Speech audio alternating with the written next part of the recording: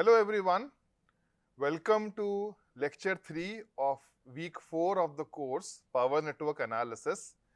This lecture is going to be the second lecture on the main fourth module, which is evaluation of transmission line parameters, in which we will discuss about evaluation of line inductance due to internal magnetic flux lines or field lines. In the previous lecture, we had concluded our discussion on what is line resistance. To be precise, we also discussed about what is corona loss, how conductance is difficult to model, which accounts for corona loss, and how DC resistance, AC resistances are way different for a typical conductor. What is skin effect, which is attributable to increase in inductance at the center of the conductor, which leads to more current density at the periphery, thus resulting in lower cross section for the current and hence higher AC resistance for a typical conductor. So in this discussion today, we will focus only on inductance evaluation, and specifically we will take up our discussion of evaluation of inductance due to internal magnetic flux lines. Now, those of you who are new to this particular lecture, I request them to please revisit the previous lecture, where you will get an idea of how current carrying conductors tend to have magnetic flux lines around them thanks to right hand rule. And because the conductors we are talking about are AC current carrying conductors, so in every cycle the current direction or orientation might change. So the corresponding magnetic concentric flux lines might also change their orientation.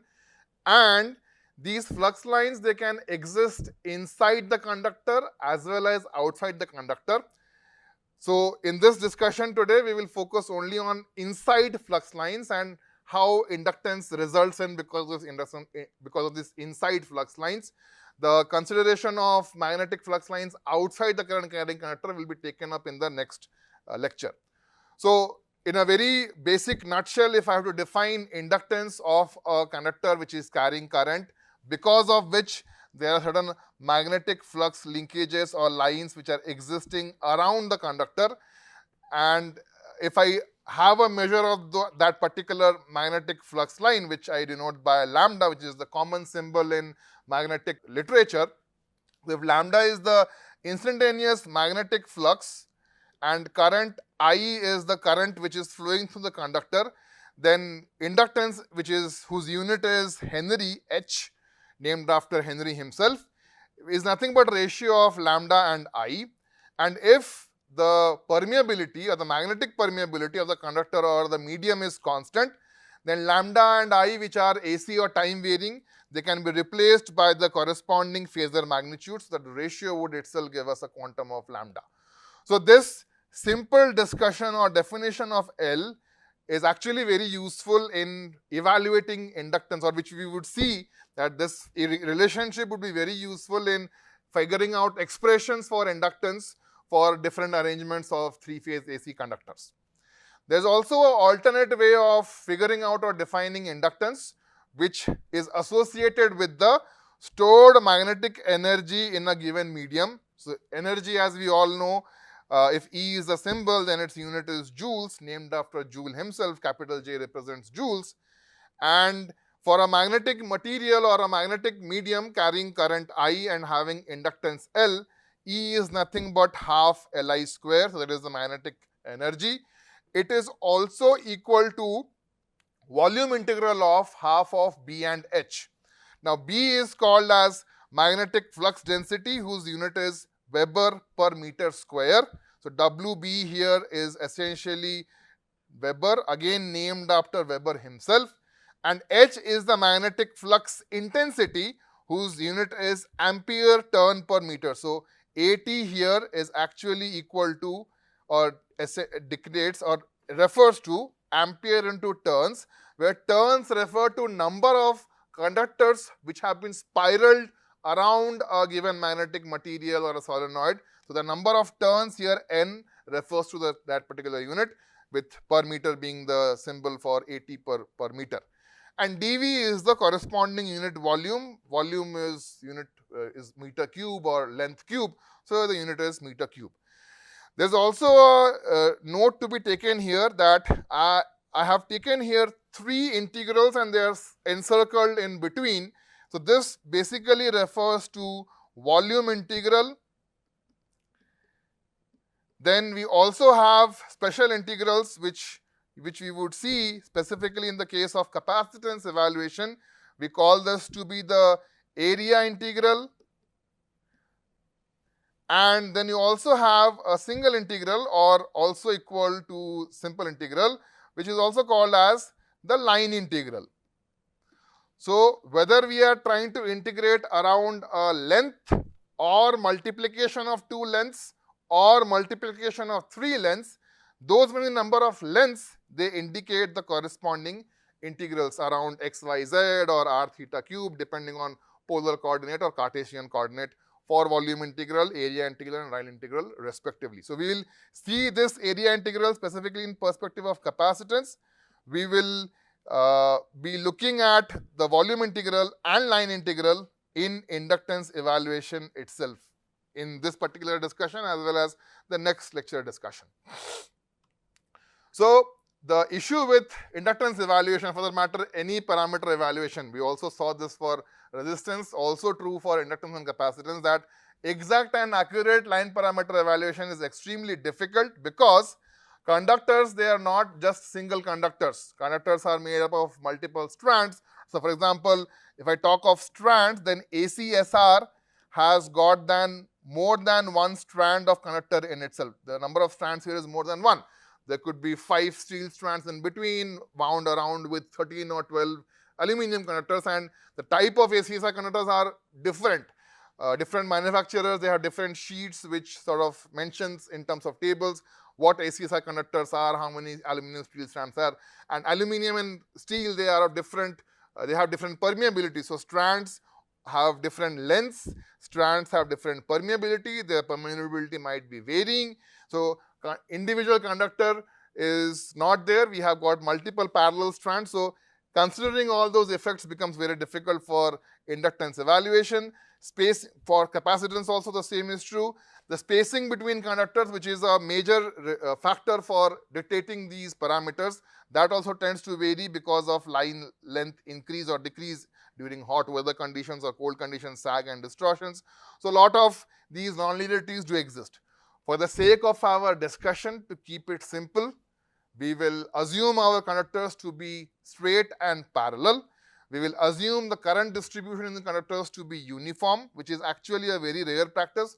So you would wonder what would be the case if the current distributions were to be non-uniform, which is true in actual practice. The inductance that or capacitance that we are evaluating, these are going to be the worst case numbers. In reality, actual conductors might have lesser inductance, lesser capacitance. So the overall complexity tends to go down. So we are trying to get a picture of the worst case evaluation.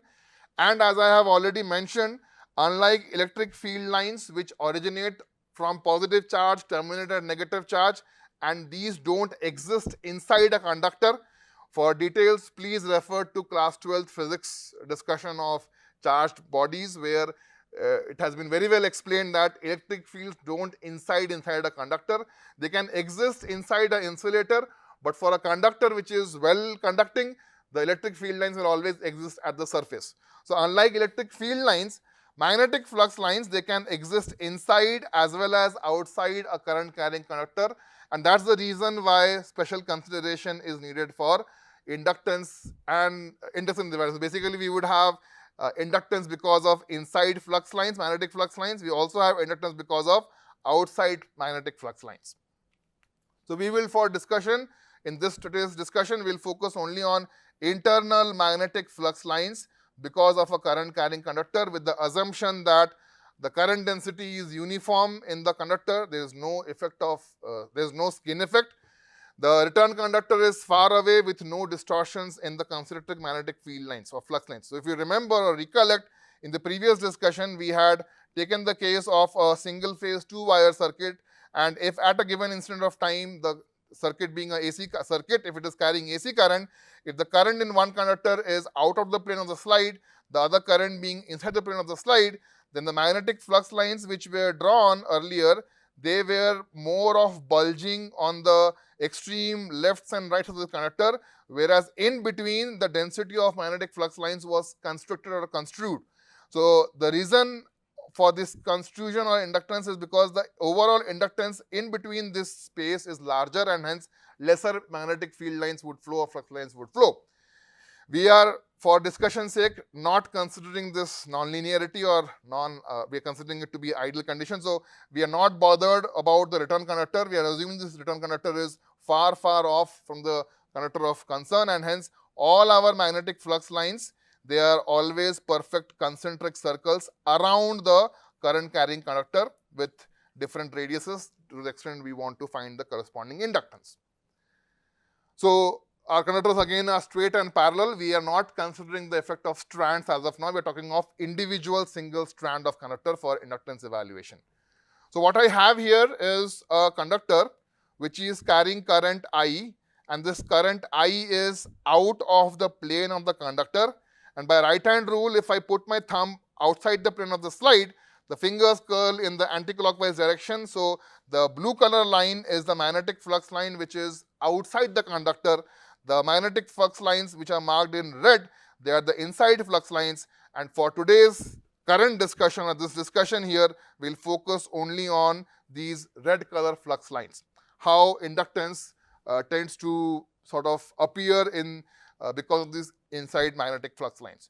Before I proceed further to the next slide, let us also try to understand that if our current density is uniform for this given conductor whose cross section is shown, and the cross section is having a radius r, it's a perfect single strand cylindrical conductor whose radius is r, and I have to find the current density in this conductor, then basically the current density is the surface area which is shown, or the frontal sectional area which is being seen on the slide.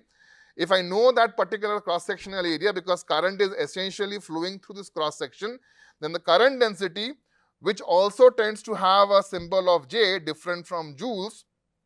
For our discussion, let's say we don't use the symbol, we only say if I have to find the current density in this particular conductor, then current density is nothing but current by the area.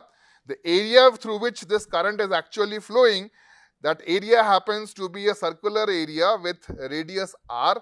For a circle with radius r, the surface area or the area of the circle is nothing but pi r square. So current density for this particular conductor is current I by pi r square, so ampere per meter square. This is the corresponding current density. So with this, so what we are trying to say is this number I by pi r square is uniform at any point in this particular conductor. It is same at the center, same at point A, same at point B, point C, point D, anywhere. There is no difference in this value of current density. There is no skin effect. So what we have is a current carrying conductor I of radius r. We are focusing only on internal magnetic flux lines which are shown by these dotted lines. There are 200 dotted lines. These are all internal magnetic flux lines. We are not bothered about flux lines which are originating outside the conductor. Now one would wonder or question why magnetic flux lines exist inside the conductor. I have not given a reason for that.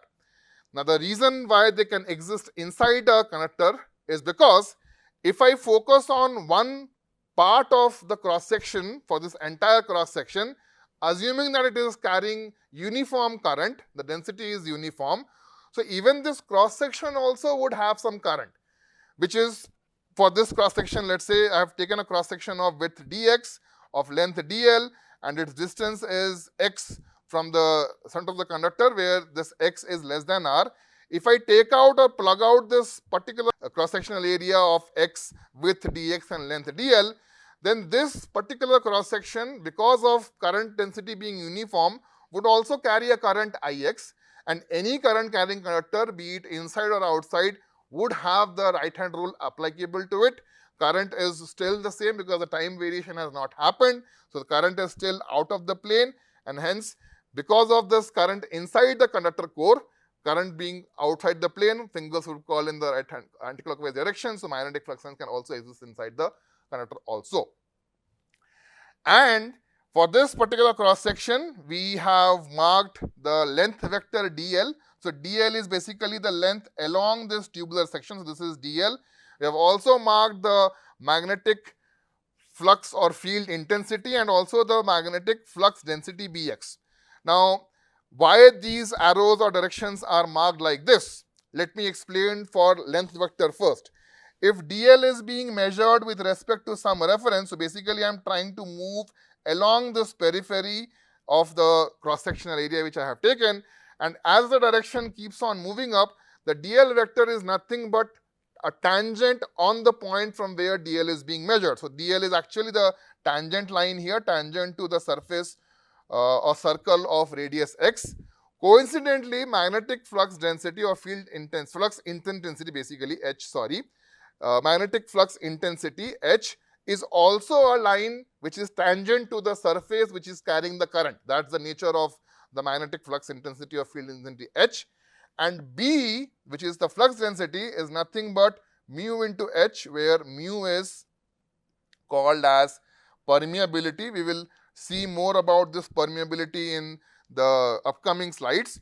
If the medium permeability is constant, whatever is the direction of this h vector, same would be the direction of this b vector provided mu remains constant.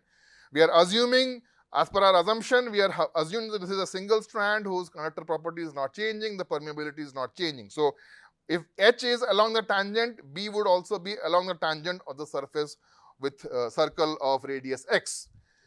And my focus here is to on this shaded area along which I have taken the section dl and width dx. So basically this is a cylindrical tube of radius x width dx, and along this cylindrical tube I am trying to sort of focus on trying to find the corresponding inductance. So since the current density is uniform, remember the current density was I by pi r square, which is uniform along this conductor. If I have to find the current in this cross section of radius x, I would multiply this current density by the corresponding current area. The radius is x, so area is pi x square. So that gives me the value of I of x. I of x is in the same direction as we have chosen for direction I. So because of I of x, these internal magnetic flux lines, they can still exist. If I of x is defined in this manner, then what we make use of is use of Ampere's law, thanks to Ampere himself, who stated that the net magnetomotive flux, MMF, or force around a closed path is equal to the current which is enclosed around the path, which is also equal to line integral of magnetic flux intensity, which is tangent to the circumference of the closed path. So this property or definition given by Ampere essentially is also responsible for dictating the direction of h along the tangent. So Ampere's law, it relates the line integral of h with the current which is enclosed inside this magnetic material or current carrying conductor I of x. So now if we focus on this line integral, h of x and dl, this is basically called as a dot product. There are two vectors, and dot product of two vectors, let's say vector A dot vector B, if I have to take the dot product, then the dot product is always a scalar quantity, and it results in mod of A into mod of B into cosine of the angle which is between A and B vector. So theta is nothing but, if I have a common reference for A and B, if this is vector A and this is vector B, then theta is the angle between these two vectors. So dot product results into a scalar quantity. Dot product is of A and B vectors is mod A mod B cos theta. So if A is h of x and B is dl, and if you recollect our previous discussion, or if we focus on these alignments of dl vector and hs vector, if two vectors are parallel to each other or they are along the same direction, then the angle between these two vectors would always be 0.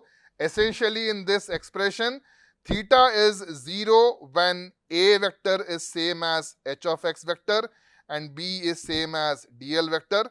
So essentially hx dot dl dot is nothing but hx dl cos 0, which is 1, and h of x, if we focus or look at, since this is a circular cross section, if I were to mark h of x instead of this point, if I were to mark it over here, then along this point also h of x would be a tangent line. Sorry for marking B. Let's say this point is, let's say, point P1, and over here I have point P2. Then along point P2, h of x will still be a tangent to point P2 because P2 is lying along the periphery of a circle, and the quantum of h of x will also remain same because current density is uniform. So I of x value has not changed between P1 and P2. So h of x will remain uniform throughout the periphery of the corresponding circle. So in a way, I can rewrite this as h of x line integral of dl equal to ix, where hx and dl are simply magnitudes here, they are not the vectors. The reason h of x is constant, the current density is constant, uniform, so h of x will be constant at all points on hollow tube of radius x. hx and dl are collinear vectors, so their dot product is also a scalar quantity, which is simply h of x into dl. Since hx is constant, so this can be removed out of the line integral, and hence this integral simply becomes h of x line integral of dl. Now what do you think would be the line integral of dl?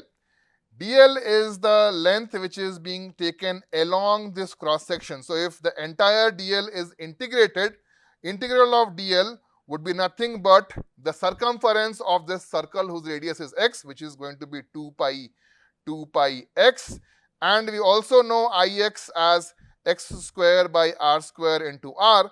So if we plug in these numbers, substitute those numbers, we would have h of x as x into I by 2 pi r square ampere turn per meter. Here number of turns is only 1 because we have only one conductor. So if having known the magnetic flux intensity, now if we want to find the associated magnetic flux density, which is B of x, as I mentioned, for a conductor or a material of uniform permeability, magnetic flux density is nothing but permeability into magnetic flux intensity. Since we know h of x, we can also find the corresponding B of x, where mu is nothing but mu naught into mu r.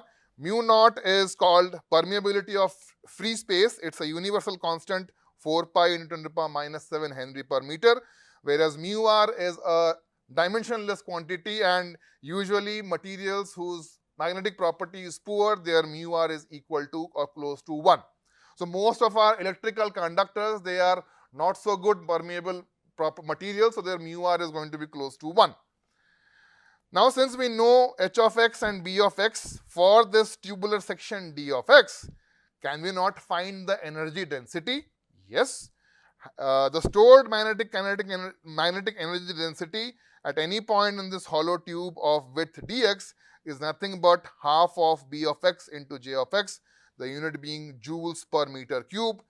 And once we know this current density, or stored magnetic energy density, since the cross section is uniform, the conductor is circular, d of x is uniform along any length across this particular hollow tube. So the the stored magnetic energy density is uniform at all the points along this hollow tube. And if I were to sort of somehow know what is the volume of this hollow tube, then I could also find the incremental or delta energy which is stored in this hollow tube. So let's see how do we find the volume of this hollow tube. Remember, this hollow tube is actually a cylindrical hollow tube.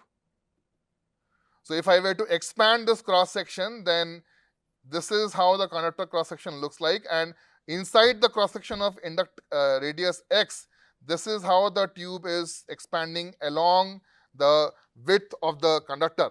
So this is a cylindrical hollow tube whose radius is x, width is dx. So if I have to find the volume, let me try to find the cross-sectional surface area of this hollow tube. The cross-sectional surface area of this hollow tube is nothing but circumference, which is 2 pi x into d of x, because dx is very small. So this is the cross-sectional area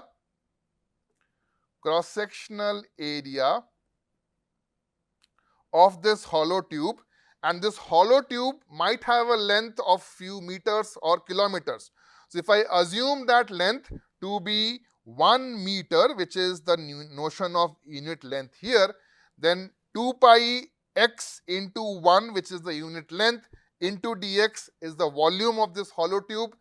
The volume is having uniform energy or stored magnetic energy in it, because irrespective of x or irrespective of dx length or dl length, the stored magnetic energy density is going to remain uniform. So for this width of tube dx, I know what is my elemental stored magnetic energy density. So if I put in those numbers, plug in those numbers, this is what my d value comes in. And now if I have to find the net energy, then overall stored magnetic energy density because of internal flux lines would be nothing but integral of d of E, which if I plug in those substitutions from this particular area here or part here into dE here, then essentially I am left with total E being equal to mu into I square by 16 pi. The unit of energy is still joule per meter and not joules, because I have chosen a conductor of length which is per unit. That per unit could be 1 meter, 1 kilometer, 1 mile, depending on the line length which has been considered. And if we recollect our initial slides, to be precise, third slide in this particular discussion, the energy which is stored, magnetic energy which is stored, is nothing but L into I square by 2. And for this discussion, we are only focusing on internal magnetic flux lines. So the corresponding inductance that we might get from this energy expression will be called as LINT, small int, referring to the term that it is because of internal magnetic flux lines. So from here, if we find L internal, it is nothing but mu by 8 pi, which when expanded is mu naught by mu r into 8 pi. Mu naught is 4 pi into 10 to the power minus 7, which when simplified results in L internal as 0.5 mu r 10 to the power minus 7 Henry per meter. The beauty of this evaluation is that this internal inductance, it is independent of the current I, because L internal doesn't have any current value in it. It is also independent of the material width. It is also independent of the material or conductor diameter, etc., etc. It only depends on the magnetic relative permeability of the conductor, which coincidentally for good conductors, they are usually non-magnetic. So their value is mu r is close to 1. And hence, the essence which we get here is that irrespective of what electrical conductor we use, if they are carrying current, the corresponding internal inductance because of internal magnetic flux lines is independent of current, it's independent of conductor radius, it only depends on the magnetic permeability. That's all for today's discussion. We will take up our discussion for evaluating inductance due to external magnetic flux lines, wherein we would talk about points outside the conductor. So far we were concerned about points inside the conductor because we are talking about internal magnetic flux lines. In next discussion, we will talk about evaluating magnetic flux lines outside the conductor points, and we will see how the same discussion Ampere's law can help in that. Thank you.